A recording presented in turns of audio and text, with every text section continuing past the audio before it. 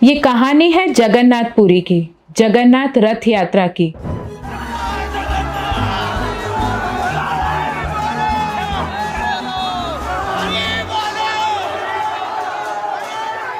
जो हर साल आषाढ़ महीने के शुक्ल पक्ष में मनाया जाता है। इस साल ये यात्रा 27 जून 2025 को प्रारंभ होगी। जगन्नाथपुरी की रथ यात्रा हिंदू धर्म की सबसे प्रसिद्ध और भव्य यात्राओं में से एक है। ये उत्सव हर वर्ष ओडिशा राज्य के पुरी शहर में आयोजित होता है। भगवान जगन्नाथ हर वर्ष रथ यात्रा यानी कि रथ उत्सव के दौरान गुंडीचा मंदिर जाते हैं, जो उनकी मौसी गुंडीचा देवी के घर का प्रतीक माना जाता है। ये 7 दिनों की यात्रा होती है, जिसमें भगवान जगन्नाथ बलभद्र और सुभद्रा रथों पर सवार होकर अपने मुख्य मंदिर से गुंडीचा मंदिर तक जाते हैं। ये परंपरा एक प्रसिद्ध पौराणिक कथा पर आधारित है, जिसके अनुसार रानी गुंडीचा भगवान जगन्नाथ की एक अत्यंत बड़ी भक्त थी। उनकी अटूट भक्ति और प्रेम से प्रसन्न होकर भगवान जगन्नाथ ने उन्हें वचन दिया था कि वे हर वर्ष उनके घर यानी के गुंडीचा मंदिर अवश्य पधारेंगे। इसीलिए आज भी ये यात्रा भगवान के अपनी मौसी के घर जाने के रूप में मनाई जाती है और भक्त इसे अत्यंत श्रद्धा और उल्लास से मनाते हैं। ये परंपरा ये दर्शाती है कि भगवान अपने भक्तों की भक्ति से प्रसन्न होकर स्वयं उनके द्वार पर आते हैं।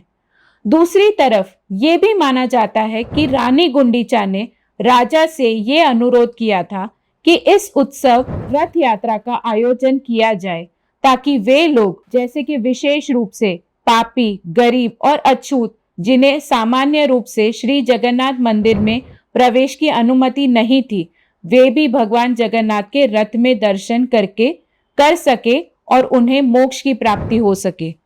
इसी कारण इस यात्रा को गुंडीचा यात्रा भी कहा जाता है और ये नाम रानी गुंडीचा के नाम पर रखा गया है, जिन्होंने भगवान के दर्शन को सभी के लिए सुलभ बनाने का ये महान कार्य प्रारंभ कराया। श्री जगन्नाथ मंदिर में केवल हिंदू ही प्रवेश कर सकते हैं, लेकिन रथ यात्रा के दौरान भगवान मंदिर से बाहर आकर आम लोगों को दर्शन देते हैं।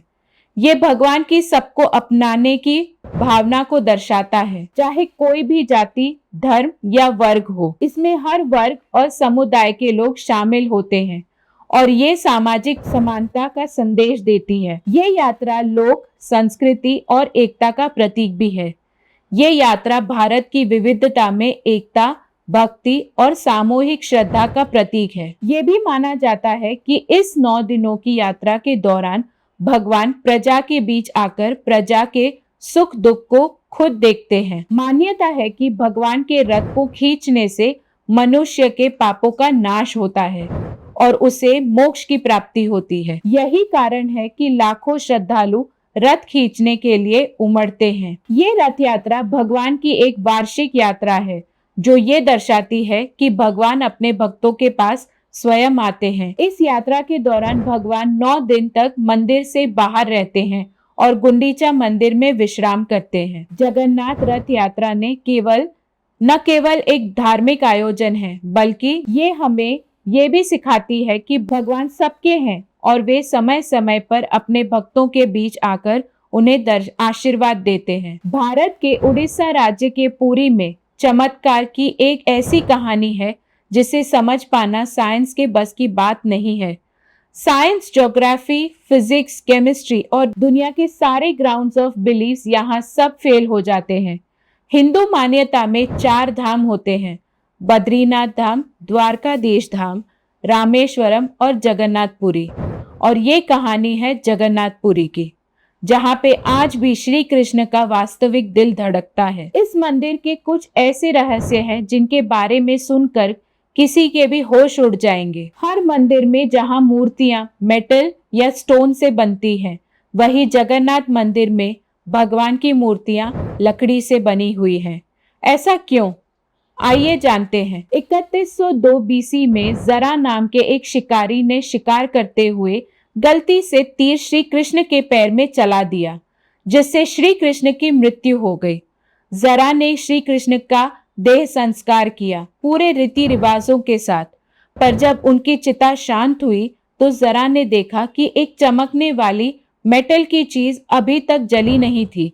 जरा को ये समझ नहीं आया था कि ये है तो है क्या, तो उसने उसे उठाया और उसे बेचने के लिए निकल गए, पर उसको खरीदना तो दूर किसी ने उसे हाथ भी नहीं लगाया। फिर आखिरकार जरा ने हार थक कर उस मेटल की चीज को एक लकड़ी पर रखा और उसे पानी में बहा दिया। गुप्त साम्राज्य के समय अवंती के राजा इंद्रद्युम्न, जो कि विष्णु जी के बहुत बड़े भक्त थे, उन्हें एक दिन सपने में आकर विष्णु जी ने एक नदी में डुबकी लगाने को कहा और ये भी कहा कि एक लकड़ी के तने में तुम्हें उस नदी में मैं मिलूंगा। इस सपने को देखकर अगले ही दिन राजा डुबकी लगाने चले गए। डुबकी लगाते वक्त राजा को नदी में थोड़ी ही दूर एक लकड़ी का तना भी दिखा। बिना देर किए राजा तने तक पहुंचे और उस तने को महल में ले आए। फिर राजा ने कुछ बहुत नामी काश्तकारों को बुलाया, पर उनमें से कोई भी उस लकड़ी से एक मूर्ति नहीं बना पाया। कई दिन बीत जाने के बाद एक काश्तकार महल में आया और उसने राजा से कहा कि ये मूर्ति मैं बनाऊंगा, पर मेरी एक शर्त है। राजा ने काश्तकार से उसकी शर्त पूछी, क्योंकि राजा किसी भी शर्त को मानने के लिए तैयार थे। तो काश्तकार ने कहा कि ये मूर्ति बनाने के लिए मुझे पूरे 21 दिन का समय चाहिए और मैं चाहता हूं कि 21 दिन से पहले ना तो कोई मुझसे बात करे, ना मिले और ना ही मेरे किसी भी काम में विलंब डाले। राजा ने खुशी खुशी ये शर्त मंजूर कर ली। मूर्ति बनाने का काम शुरू हो गया। रोज मूर्ति बनने की आवाजें भी आती थी, पर धीरे धीरे वे आवाज बंद हो गई। अवंती की रानी को लगा कि शायद भूख प्यास से काश्तकार मर चुका है, इसीलिए उन्होंने जहां मूर्ति का काम चल रहा था उस कमरे के दरवाजे को खुलवाने की जिद की और राजा को उनकी बात माननी पड़ी। जैसे ही दरवाजा खुला तो उन्होंने ये देखा कि वहां कोई काश्तकार था ही नहीं, सिर्फ और सिर्फ 3 मूर्तियां थी। भगवान जगन्नाथ, उनके भाई बलभद्र और उनकी बहन सुभद्रा। और उसी जगन्नाथ जी की मूर्ति में वो मेटल वाली चीज भी रखी गई थी, जो कि कुछ और नहीं श्री कृष्ण का धड़कता हुआ दिल था। ये कोई नॉर्मल ह्यूमन हार्ट नहीं है, ये एंशिएंट एडवांस टेक्नोलॉजी का क्लियर सबूत है। ये हार्ट एनर्जी ट्रांसमिट करता है और हम सब ने ये तो पढ़ा ही है कि स्टोन और metal good conductors of electricity कहलाते हैं और वुड यानी कि लकड़ी बैड कंडक्टर ऑफ इलेक्ट्रिसिटी कहलाता है। इसीलिए मंदिर में मूर्तियां वुड यानी लकड़ी से बनी हुई है। सिर्फ यही नहीं, हर 12 साल में एक बार भगवान की नई मूर्ति स्थापित की जाती है और भगवान के दिल को उस मूर्ति में शिफ्ट किया जाता है। ये किया इसलिए जाता है क्योंकि जो एनर्जी ट्रांसमिटिंग डिवाइस उस मूर्ति में होता है, अगर हम साइंटिफिकली बात करें तो वह इतनी एनर्जी ट्रांसमिट करता है कि समय के साथ लकड़ी की मात्रा घटती जाती है और इसीलिए उसे बदलने की जरूरत होती है। पर इसे बदलने की प्रतिक्रिया भी इसी की तरह बहुत इंटरेस्टिंग है। हर 12 साल में एक दिन ऐसा होता है जिस दिन मंदिर में किसी को एंट्री नहीं मिलती। पूरे शहर की बिजली काट दी जाती है। मंदिर के मेन पंडित की आंखों पर पट्टी और हाथों में बड़े और मोटे ग्लव्स पहनाए जाते हैं और पूरी तरीके से अंधेरे में इस दिल को निकालकर नई मूर्ति में फिर से स्थापित किया जाता है।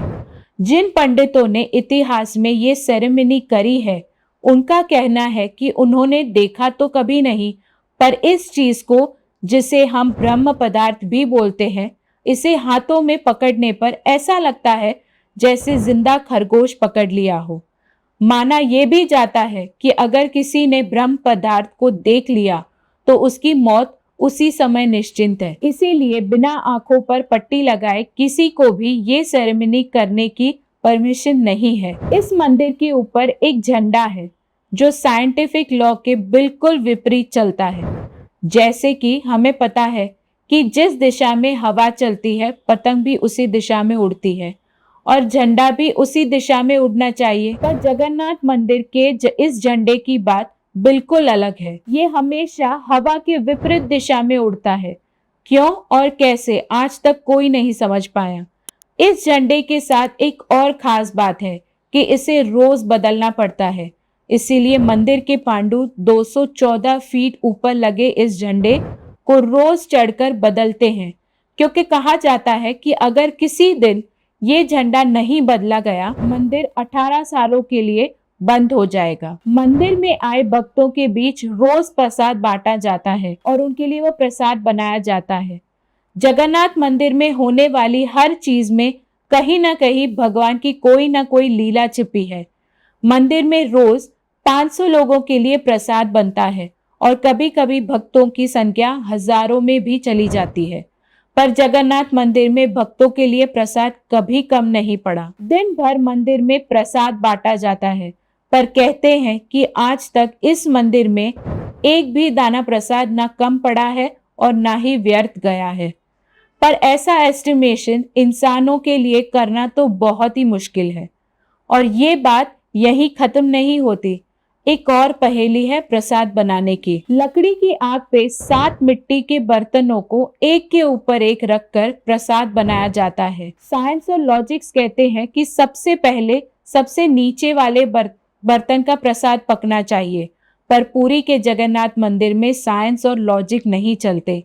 इन 7 बर्तनों में सबसे पहले सबसे ऊपर रखे जाने वाले बर्तन का प्रसाद पकता है, फिर उससे नीचे वाले बर्तन का, और ऐसे ही सबसे नीचे रखे बर्तन का प्रसाद सबसे आखिरी में पक के तैयार होता है। कैसे, ये आज तक कोई नहीं समझ पाया। इस मंदिर की खूबसूरती शब्दों में नहीं बताई जा सकती। इतना बड़ा मंदिर इतने सालों पहले बिना किसी टेक्नोलॉजी के कैसे बनाया होगा। पर क्या आपको पता है, जगन्नाथ पुरी टेम्पल के डोम्स की परछाई बनती ही नहीं है और साइंस इस बात का भी लॉजिक नहीं ढूंढ पाई। जैसा कि हमें पता है कि कुछ बिल्डिंग्स, आर्किटेक्चर्स और restricted areas no flying zones होते हैं, मतलब वहां ड्रोन्स, एयरप्लेन्स या कोई भी मैन मेड फ्लाइंग ऑब्जेक्ट पहुंचाने की या उड़ाने की अनुमति नहीं होती।